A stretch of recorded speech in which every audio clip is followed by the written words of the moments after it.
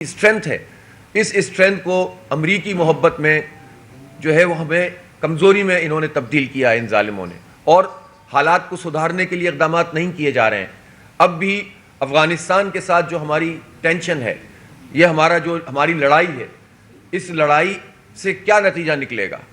کیا دونوں ملکوں کو اس پر سوچنا نہیں چاہیے کہ افغانستان کی حکومت کی یہ ذمہ داری نہیں ہے کہ وہ اپنی سرزمین کو پاکستان کے خلاف استعمال نہ ہونے دے؟ وہ پاکستان جس کا اس کا چولی دامن کا ساتھ ہے، خاندان دونوں طرف ایک ہی طرح کے آباد ہیں، 40-45 سال سے جو جہاد ہوا اور اس کے بعد تینوں طرح کے جہاد میں پاکستان کے عوام نے ساتھ دیا۔ اگر حکمرانوں نے وقتی طور پر امریکی اعلی کار بن کر 2001 میں امریکہ کا ساتھ دیا تھا تو پاکستان کے عوام افغانستان کے لوگوں کے ساتھ تھے، تو چند لوگوں کا بدلہ عوام سے تو نہیں لینا چاہیے۔ اس لیے ہم یہ سمجھتے ہیں کہ افغان حکومت کو بھی ذمہ داری کا مظاہرہ کرنا ہوگا، لیکن پاکستان حکومت کو بھی یکرخی پالیسی کو تبدیل کرنا ہوگا۔ مذاکرات کیجئے، بات چیت کیجئے، جو ایشوز ہیں ان کو سیٹل کیجئے، اور ہم ایک دوسرے کا احترام کرتے ہوئے، ایک دوسرے کی سوورنٹی کو قبول کرتے ہوئے ہم آگے بڑھ سکتے ہیں، خطے میں امن قائم کر سکتے ہیں۔ ہم کیوں کسی کی پراکسی لڑیں اپنے خطے پر؟ ہماری حکومتوں کی یہ ذمہ داری ہے کہ ہماری سرزمین اور ہمارے عوام کسی کی پراکسی کا شکار نہیں ہونے چاہیے، بلکہ ہماری آزادی اور خود مختاری کو ملحوظ رکھتے ہوئے معاملات کو آگے بڑھانا ہوگا۔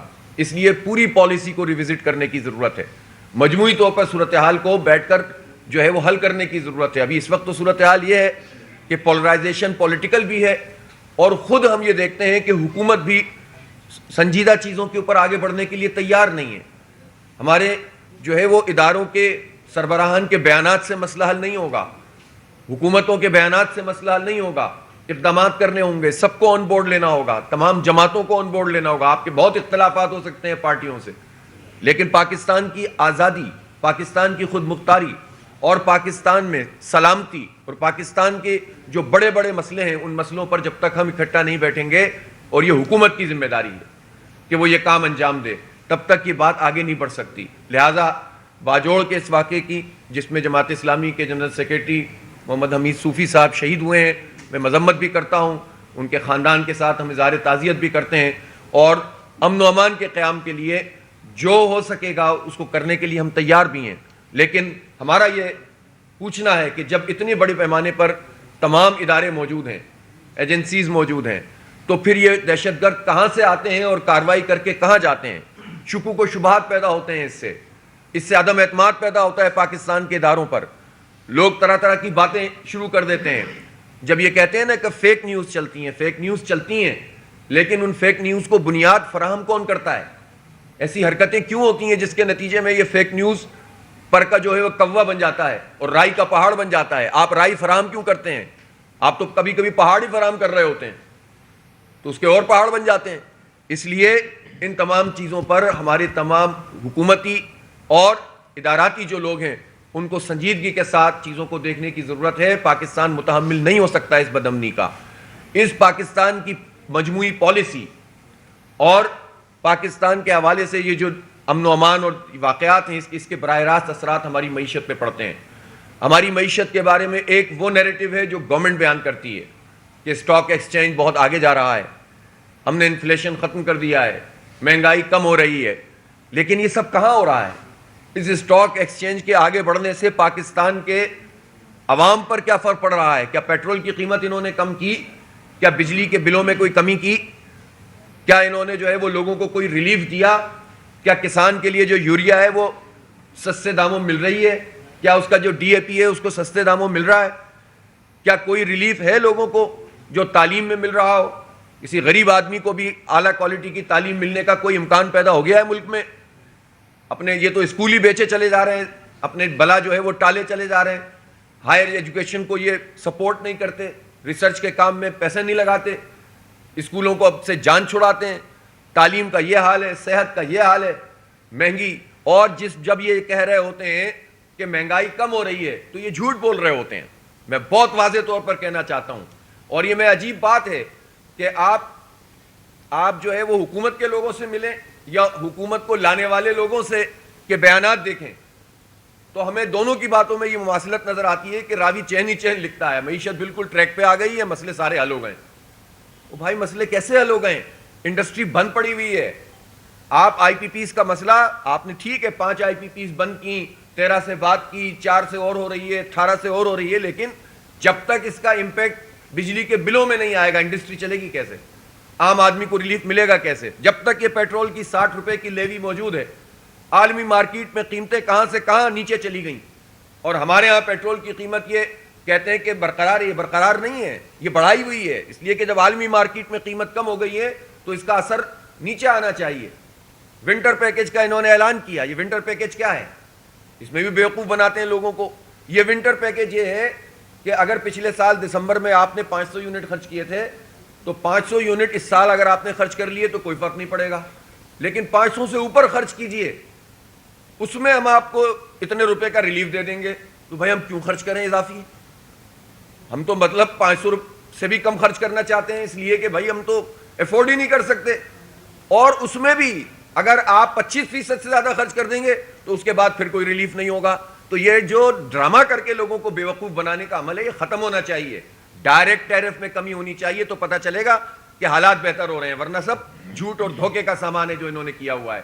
میں یہ پوچھنا چاہتا ہوں کہ آئی ایم ایف کا جو وفد یہاں پر آیا اور 3 دن وہ آپ کے ساتھ بیٹھا ہے اور آپ کے سارے اہداف پر اس نے گفتگو کی ہے, میں سوال کرنا چاہتا ہوں کہ آئی ایم ایف نے اگر آپ سے یہ مطالبہ کیا کہ یہ سولر سسٹم اس کو آپ بڑھنے سے روکیں تو آپ نے اس کو کیوں قبول کیا ہے, کیوں مانا ہے؟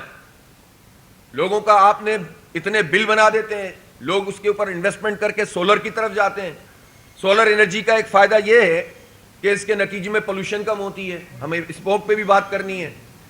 تو جب سولر سسٹم آگے بڑھ رہا ہے آپ کی نالائکیوں کی وجہ سے, چونکہ آپ نے بل کم نہیں کیے ہوئے, چونکہ آپ کی پالیسی ٹھیک نہیں ہے, تو جب لوگ سولر پہ جا رہے ہیں تو آپ کا ڈیفیسٹ بڑھتا چلا جا رہا ہے کنزمپشن کا جو آپ نے انتظام کیا ہوا ہے, جس کے نتیجے میں چونکہ سارا انحصار حکومت کا بجلی کے بلوں میں ٹیکس لگا کر اور بل کی قیمت بڑھا کر پیسے وصول کرنے پر ہے. ایف بی آر کے 25,000 لوگ تو کام کرتے نہیں ہیں, سارا ڈائریکٹ تو آپ بجلی کے بلوں میں لے لیتے ہیں, ڈائریکٹ ٹیکس لگا دیتے ہیں. تنخواہ دار نے 111 ارب روپے ابھی بھی 3-4 مہینے میں دے دیا ہے. جاگیردار پہ ٹیکس لگانے کے 4 دفعہ بات کی ہے, ابھی تک تو مجھے اس کا کوئی نتیجہ نظر نہیں آ رہا. ابھی 1 جنوری کہہ دیا ہے کہ جب سے نافذ کریں گے, یہ بھی غلط بیانی سے کام لے رہے ہیں.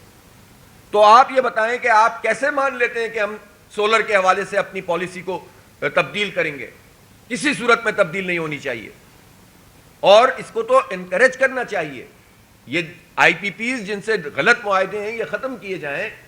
سولر سسٹم پہ لوگ اگر خود آتے ہیں یا کلیکٹیولی کہیں پر آتے ہیں تو ان کو انکریج کیا جائے, اور اس کے نتیجے میں پاکستان میں ماحولیات کو بھی فائدہ ہوگا اور پاکستان کی معیشت بھی اچھی ہوگی, بجائے اس کے کہ آپ کہیں کہ اب آپ نے اتنا سولر لے لیا, انویسٹمنٹ کر دی, اب ہٹ جائیے, ہٹا دیجیے ورنہ مزید ٹیکس لگا دیں گے آپ کے اوپر.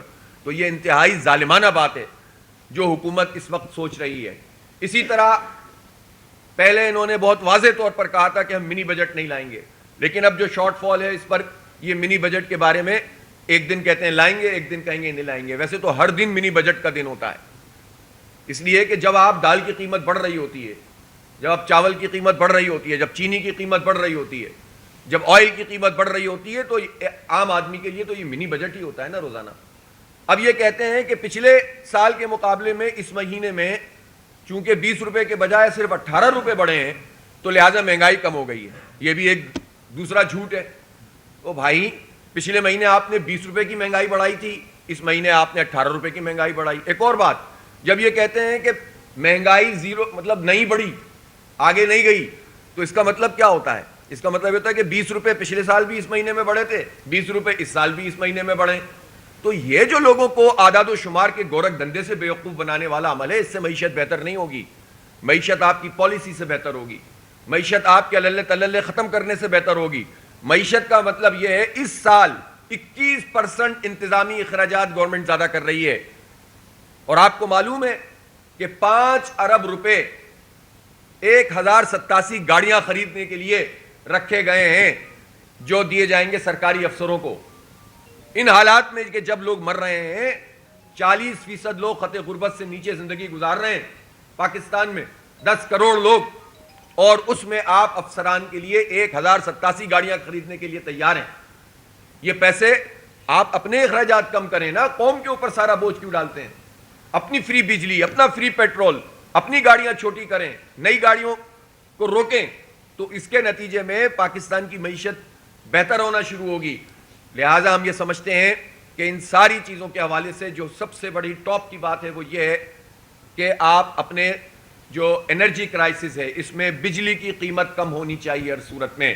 ہم نے دھرنا دیا، احتجاج کیا، اس کے بعد احتجاج کیا، ہڑتال ہوئی، اس کے بعد انہوں نے ایک پیکیج دیا جس میں 14 روپے 2 مہینے کے لیے کم کیے. ہم نے اس کو اپریشیٹ کیا، لیکن ہم نے اس وقت بھی یہ کہا تھا کہ یہ مسئلے کا حل نہیں ہے 2 مہینے کے لیے آپ پیسے کم کر دیں، آپ بلوں میں کمی کریں. یہ کہتے ہیں کہ ہم بل میں کم کریں گے تو شارٹ فال بڑھ جائے گا. یہ آج بلوں میں پراپر کمی کریں، یہ فائنینشیل ایئر کے اختتام پر یہ شارٹ فال بھی ختم ہونے کا امکان ہو جائے گا. اس لیے کہ جب انڈسٹری چل پڑے گی، لوگوں کے حالات بہتر ہوں گے تو آپ کے لیے ٹیکس کے امکانات بہتر ہو جائیں گے. آپ یہ چاہتے ہیں کہ کام نہ کرنا پڑے، بس ڈائریکٹ لوگوں سے ٹیکس وصول کر لیا جائے، تنخواہ دار کو مارتے رہو، اس پر مزید ٹیکس لگاتے رہو. تو لہٰذا اس طرح سے کام نہیں چلتا.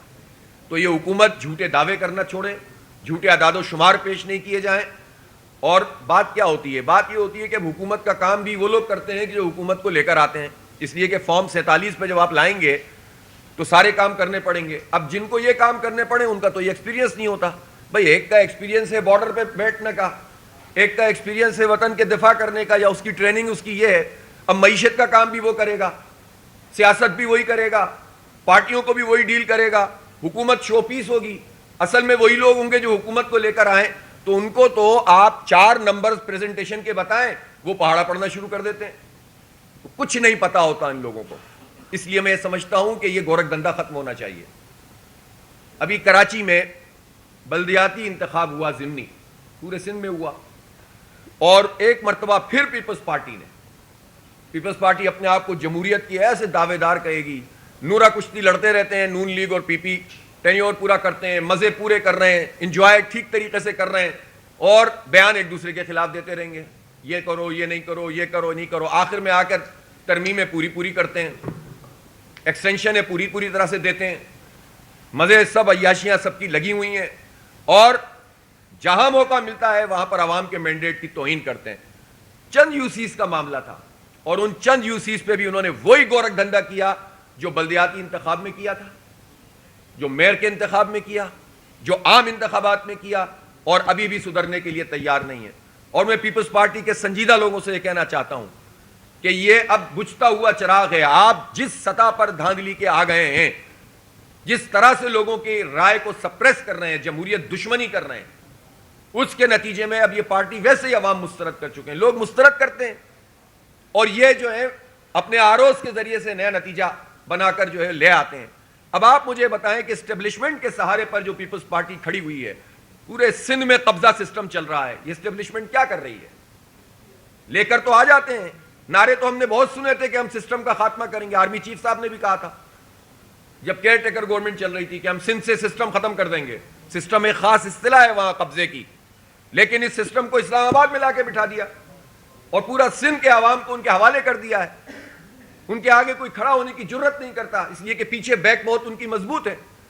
تو اسٹیبلشمنٹ کی مرضی سے یہ ساری دھاندلی ہوتی ہے، چاہے عام انتخابات ہوں یا بلدیاتی انتخاب میں جماعت اسلامی کا میئر انہوں نے نہیں آنے دیا، یا ابھی ضمنی انتخاب میں. اور میں تو حیران ہوں ان لوگوں کو جو جماعت اسلامی کو آنے کا راستہ کیوں روکتے ہیں. ہم تو کوئی آپ سے ایسا مطالبہ نہیں کرتے کہ جس میں ہم کہیں کہ ہمیں زبردستی لے آؤ. ہم تو کوئی ڈیل نہیں کرتے. ہم تو کہتے ہیں ہم جہاں جیت رہے ہیں ہمیں جیتنے دو، جہاں ہار رہے ہیں ہارنے دو. لیکن جماعت اسلامی کو کہتے ہیں آپ دیانتدار ہیں، آپ لائل ٹو کنٹری ہیں، آپ جو ہیں بہترین ہیں، آپ بہت اچھا کام کرتے ہیں، آپ کے نعمت اللہ خان نے پورا شہر بنا دیا، آپ کے وزراء نے کیفی میں بہترین پرفارم کیا، آپ نے ملک کے لیے قربانیاں دیں، آپ نے پھانسی کے پھندوں پہ جھولنا پسند کیا، مشرقی پاکستان میں قربانیاں دیں، سب کچھ ہم نے کیا، لیکن چوروں کو لاتے ہو اور ہمارے مینڈیٹ کی توہین کرتے ہو. تو اسٹیبلشمنٹ کو سوچنا نہیں چاہیے، اس کے لوگوں کو سوچنا نہیں چاہیے کہ یہ ملک سے محبت ہے کیا ہے؟ آپ کرپٹ مافیا کو، اب چوروں کو، آپ ڈاکوؤں کی سرپرستی کریں اور ایماندار لوگوں کا راستہ روکیں، تو اس طرح تو کام نہیں چلے گا نا. تو پھر سوال کس پر پیدا ہوگا؟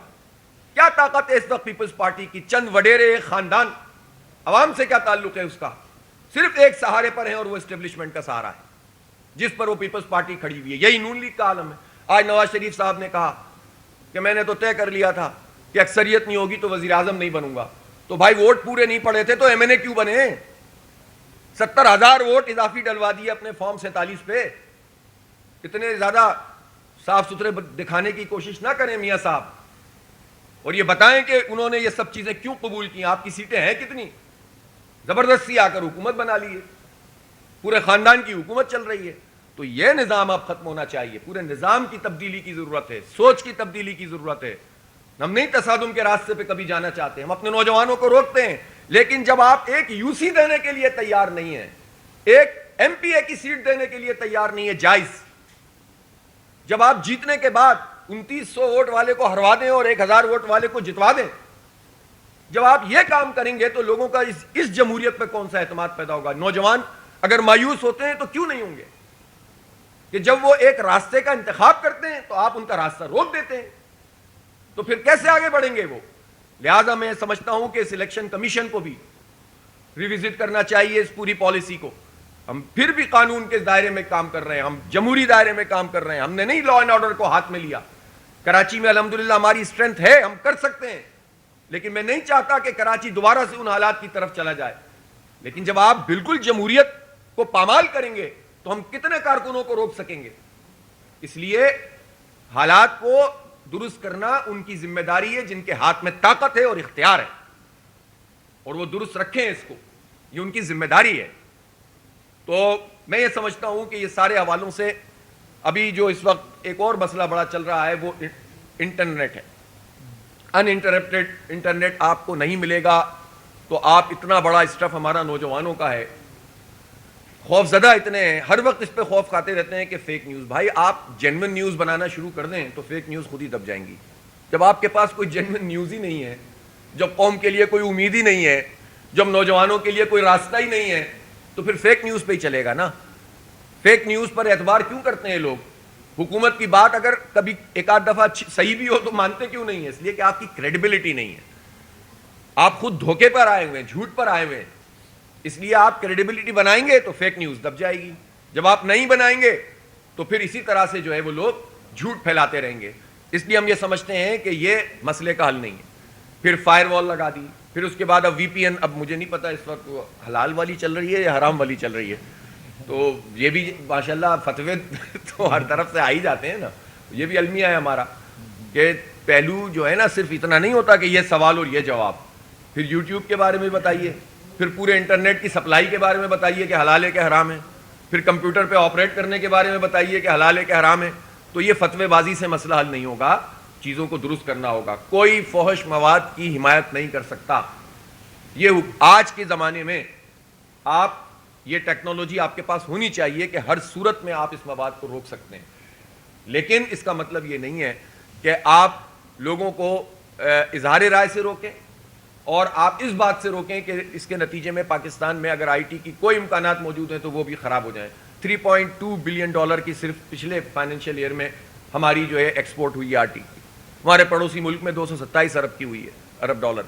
آپ یہ بتائیے کیا پوٹینشیل نہیں ہے پاکستان میں, جہاں خود ابھی میں دیکھ رہا تھا آرمی چیف صاحب نے کہا کہ 30 سال تک کی عمر کے 63% سے زائد لوگ موجود ہیں. جہاں اتنا بڑا ہمارے پاس پوٹینشیل موجود ہو, وہاں ہم ابھی تک نہ کوئی آئی ٹی کی پراپر پالیسی لا سکے ہیں, نہ ان کو انکریج کر رہے ہیں. لوگ اپنا سرمایہ باہر لے کے جا رہے ہیں, ایک پلیٹ فارم نہیں ہے کوئی پیمنٹ کے کہ جو لوگوں کو یہاں پر پراپر طریقے سے پیمنٹس مل سکیں. نوجوان پریشان رہتے ہیں, سافٹ ویئر ہاؤسز پریشان رہتے ہیں, انڈسٹری میں جو ہے وہ اس طرح سے کمپیوٹرائزیشن اور جدید دور کے مطابق اس کو چیزیں کرنے میں مشکل پیش آ رہی ہے. تو بجائے اس کے کہ اس کو بہتر بھی بنایا جائے, آپ جو ہے وہ روکنا شروع کر دیں گے تو اس سے تو مسئلہ حل نہیں ہوگا, نہ اس سے آپ پولیٹیکلی کچھ گین کر سکیں گے. ہر گزرتے دن کے ساتھ عوام اور حکمران طبقے کے درمیان فاصلہ بڑھتا چلا جا رہا ہے ان حرکتوں کی وجہ سے. اس کو ریوزٹ کیجئے, سنجیدگی سے سوچئے اور مسئلے کو حل کیجئے. بہت شکریہ.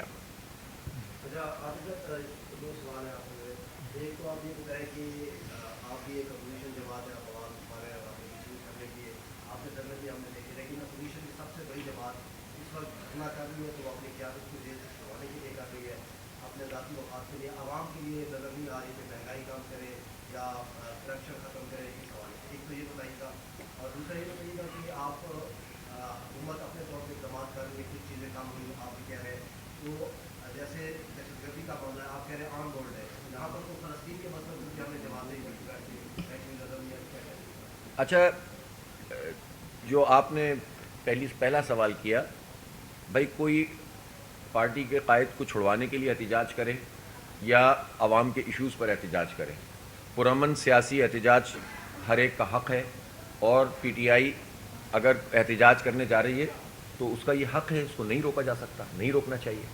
یہ روکنے سے آپ کیا مقاصد حاصل کرتے ہیں؟ اور یہ تو احمقانہ حرکت ہوتی ہے ہمیشہ حکومتوں کی کہ وہ کسی بھی احتجاج کی کال سے 1-1.5 ہفتہ پہلے ہی اس کی کال کامیاب کر دیتے ہیں، جب حرکتیں شروع کر دیتے ہیں، اس کو پکڑنا، اس کو دکڑنا، اس کی خبریں بنانا. تو پولیٹیکل پارٹی کو اور کیا چاہیے، خاص طور پر پی ٹی آئی، ظاہر ہے اس کی آرگنائزیشن کے ایشوز ہیں. اب ان کا تو آپ ویسے ہی حکومت ان سارے ایشوز میں تو بجائے اس کے کہ حکومت اس کو اس طرح سے دیکھے، وہ تو پہلے ہی کامیاب کر دیتے ہیں.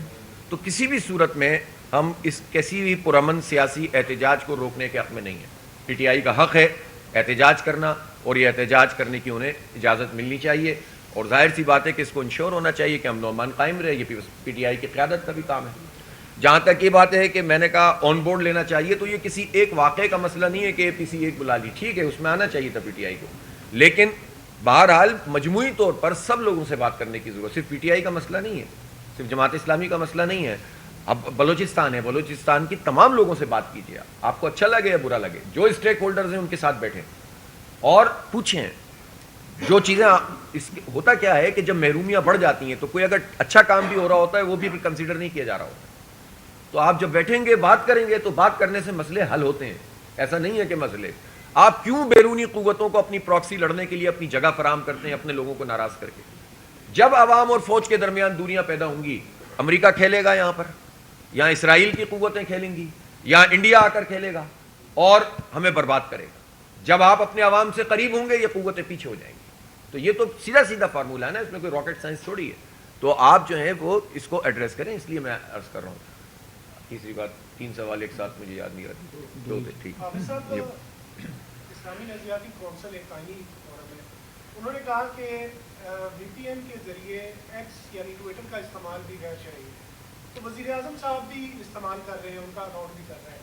تو اب ایک ملک کا وزیر اعظم غیر شرعی کام نہیں، اس سے پہلے انہیں یہ بتانا چاہیے تھا کہ فارم 47 پہ آنے والا ممبر اسمبلی اور وزیر اعظم شرعی ہے کہ غیر شرعی ہے.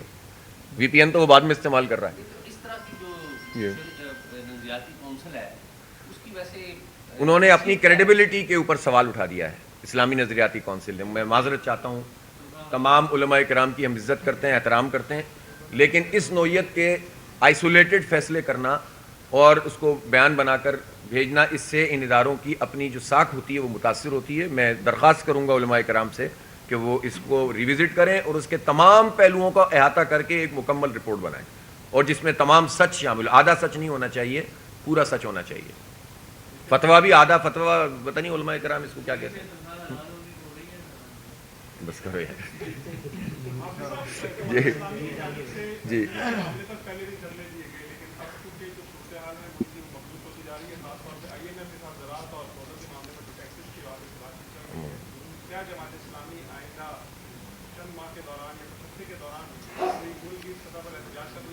بالکل ارادہ رکھتے ہیں، ارادہ ہی نہیں ہے، عزم رکھتے ہیں اور انشاءاللہ کریں گے. اور اللہ نے چاہا. اب ظاہر ہے کہ دیکھیں ہم حالات بگاڑنا نہیں چاہتے، ہم کوئی تصادم نہیں چاہتے، لیکن ہم جمہوری حق رکھتے ہیں اور ہم یہ سب کچھ کریں گے. اس سے انہوں نے ہم سے کہا ہم آئی پی پی سے بات کر رہے ہیں، ہم نے کہا ٹھیک ہے کیجئے. انہوں نے کچھ نتائج دیے کہ بھئی 5 بند ہو گئیں، نظر آیا. 18 سے بات ہو گئی، پتہ چلا. ہم نے تو ابھی بھی کہا ہوا ہے، وہ تذکرہ کہیں سنا تھا پھر اس کے بعد کہیں غائب ہو گیا. فوجی فاؤنڈیشن کی 5 آئی پی پیز ہیں، ان کو ٹیک اینڈ پہ ہونا چاہیے اور رینیگوشیٹ ہونا چاہیے. اس سے کوئی بھی ہو، ہم ہی کیوں قربانی دیں، فوجی ادارے بھی قربانی دیں اور سب کو قربانی دینی چاہیے، سب کو شریک ہونا چاہیے، تو لوگوں کا اعتبار بڑھتا ہے اس سے. تو اس لیے ہم یہ سمجھتے ہیں کہ یہ ہمارا حق بھی ہے اور پاکستان کے عوام کا حق ہے. صرف جماعت اسلامی ہی ان ایشوز سے بات کر رہی نا، اور تو کوئی کر بھی نہیں رہا. ہم کریں گے. ہم ایک ظاہر ہے کہ ایک عمل سے گزر رہے ہیں. اس وقت ہم نے اپنی بڑے پیمانے پر ممبرشپ کی ہے، ہماری کمیٹیز بن رہی ہیں، ہم گراس روٹ لیول پر الحمدللہ عوام کے ساتھ جڑ رہے ہیں. اور اس کے ساتھ ساتھ ہم ہو سکتا ہے کہ اسی مہینے میں یا اس سے اگلے مہینے میں کوئی کال بھی دیں اور بڑی کال دیں پاکستان کے ان جینون مسائل. میں نہیں چاہتا کہ اس موقع پر جبکہ ظاہر ایک بڑی جماعت اپنی کوئی ایکٹیویٹی کر رہی ہے تو ہم یہ نہیں چاہتے کہ کوئی تصادم، کوئی کنفیوژن کوئی اس طرح کی چیز ہو جس میں